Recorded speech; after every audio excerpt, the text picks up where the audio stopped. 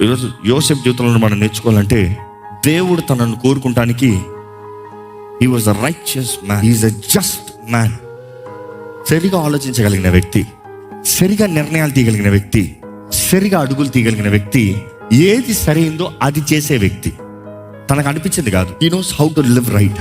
ఆ మాటలో నాకు ఇంకా డైవ్ చేస్తూ ఉంటే, లాట్కి వెళ్తూ ఉంటే నాకు అర్థమవుతుంది. దూత అక్కడ మాట్లాడిన కాన్వర్సేషన్ అంతా చూస్తే, నీ భార్య గర్భవతి అయింది, నీ భార్యను నువ్వు ముట్టకూడదు. నా భార్యను నేను ముట్టకూడదు. అవును, నీ భార్యను నువ్వు ముట్టకూడదు.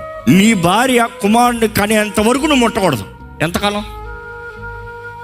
ఈరోజు పెళ్ళికి ముందే ముడతానికి ఆగుతులే, పెళ్ళి అయిన తర్వాత కూడా 9 మాసాలు ముట్టకూడదంట. Oh, here's the challenge. Can you? Is a right man, he can think right. Is a justful man, he knows what to do right. నా ఇష్టం కాదు, నా ఇచ్చ కాదు, నా ఆశ కాదు, నా కోరిక కాదు. What is right? దేవుడు చెప్పింది రైట్, ఐ విల్ ఫాలో.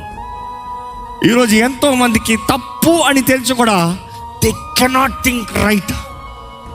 తప్పు అని తెలియక కాదు, తెలుసు, but you cannot be just, you cannot live right. దేవుడు ముందు సరిగా అంటలేదు. నేను తట్టుకోలేకపోతున్నా, నా ఉద్రేకాలు, నా ఆశలు, నా ఇచ్చలు. Get yourself right, only then God will use you.